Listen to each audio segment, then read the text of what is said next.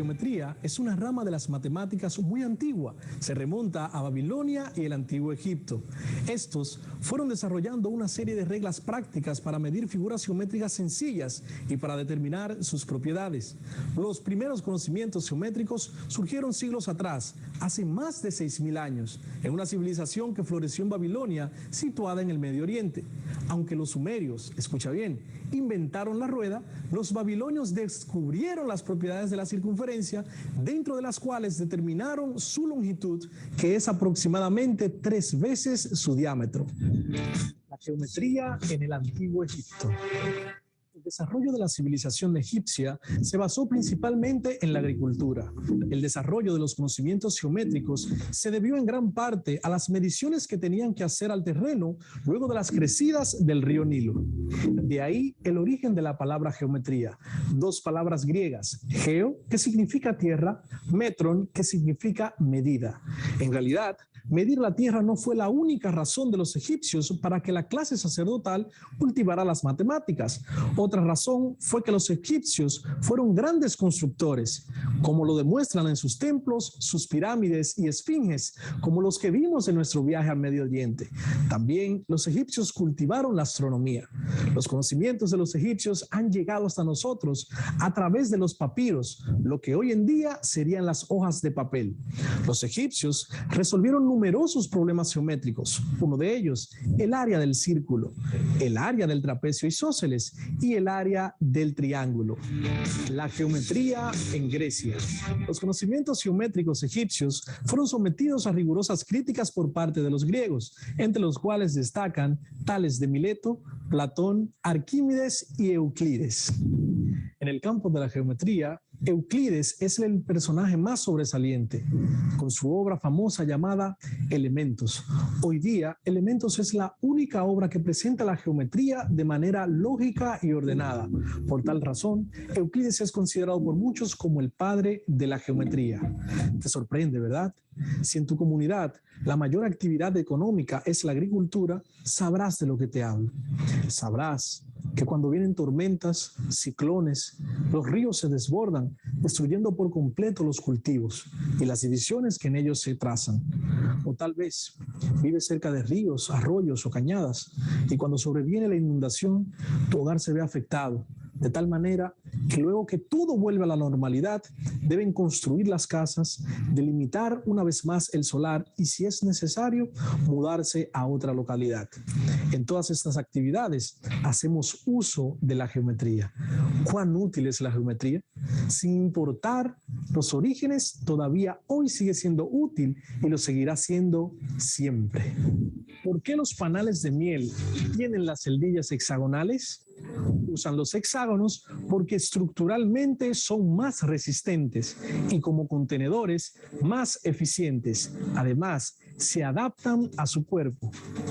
Las abejas construyen y viven en uno de los diseños matemáticamente más eficientes de la arquitectura natural, la colmena. Dentro de ella, los panales están construidos con hexágonos perfectos. Alguien podría pensar que los cuadrados también son una forma eficiente de almacenamiento y que con ellos se ahorraría cera. Pero los cuadrados no son eficientes repartiendo la carga de una estructura grande. De modo que un panal cargado de miel, que puede pesar hasta 4 kilos, se vendría abajo. Si las celdas de los panales fuesen cuadradas, optimizarían el espacio, pero los insectos necesitan un cubículo adecuado a la anatomía que tendrán tras su metamorfosis. Si las celdas fueran cilíndricas, serían ideales para la crianza, pero se perdería mucho espacio y se emplearía más cera de la necesaria. Por tanto, las abejas siempre construyen sus celdas en hexágonos perfectos, maximizando la superficie útil. Ahora, la gran interrogante es, ¿actúan las abejas llevadas por un instinto geométrico de origen divino? ¿Responden a razones evolutivas por una cuestión de utilidad? ¿O viene a la forma hexagonal del aplastamiento de unas celdillas sobre otras? Lo que la geometría nos enseña es que cuando uno quiere cubrir un plano con formas geométricas idénticas, lo que se llama teselación, el hexágono es la forma más eficiente, puesto que es la que se ajusta mejor al plano, ofreciendo menos perímetro. Podemos decir que las abejas escogen la figura hexagonal para construir las celdas con la menor cantidad de cera posible.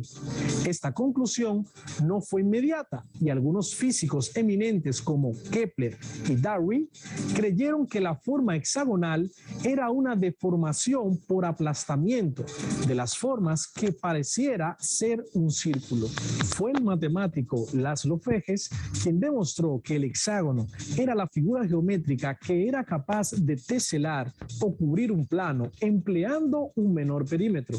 Aún así, siempre quedará una pregunta sin resolver. ¿Entienden las abejas de geometría? Objeto de estudio de la geometría. La geometría estudia las propiedades y medidas de las figuras compuestas de puntos y líneas, es decir, que la geometría estudia las figuras geométricas en su forma y extensión. Figuras como el círculo, el cuadrado, rombos, los cubos. Y si te dijera que hay un elemento en todas las escuelas que veías a diario antes de entrar a clases y que en ese elemento hay incluidas figuras geométricas, ¿me creerías? Sí, hablo de la bandera. La abres y te darás cuenta que tiene 4 rectángulos, 2 azules y 2 rojos.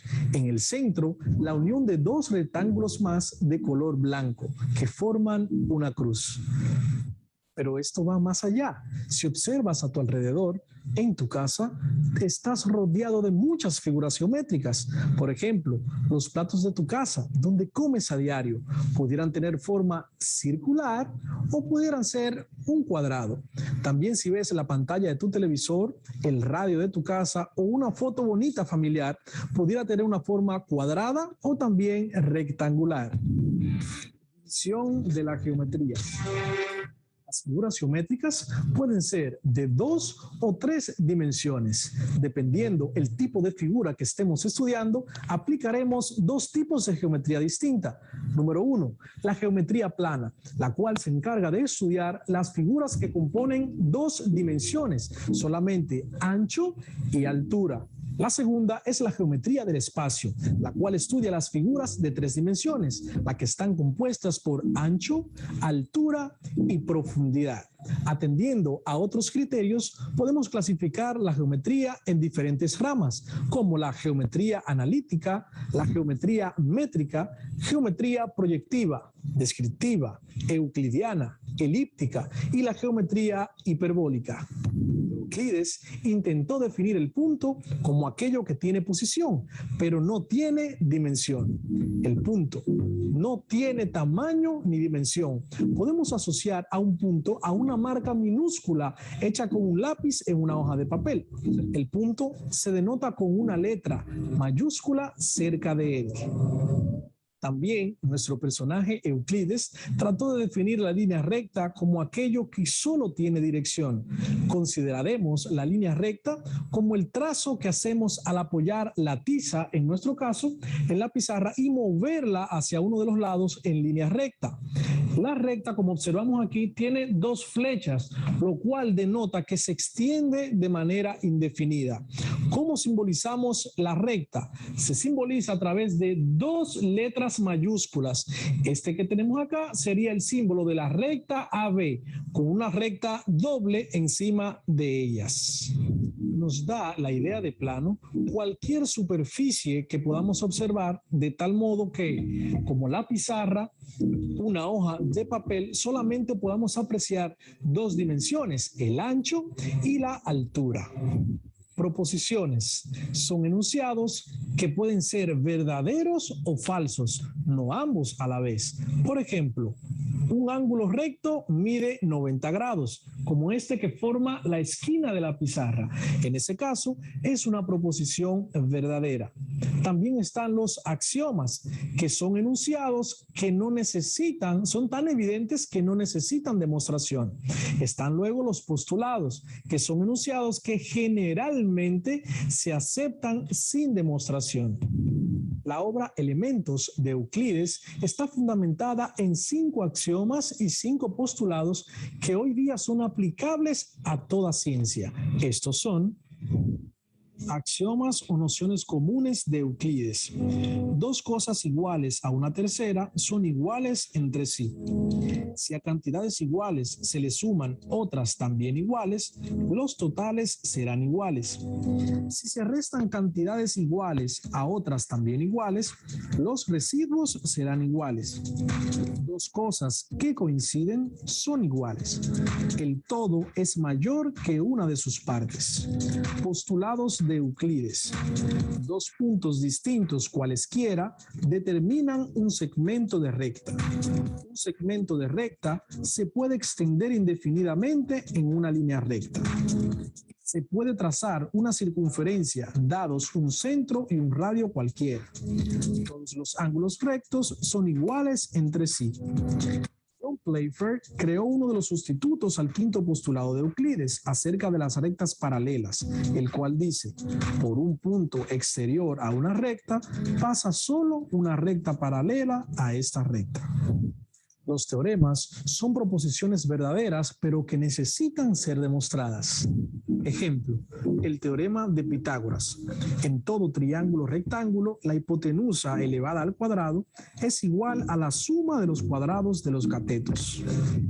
Corolarios son proposiciones verdaderas que se desprenden de un teorema previamente demostrado. Ejemplo, las partes homólogas de dos figuras congruentes son iguales.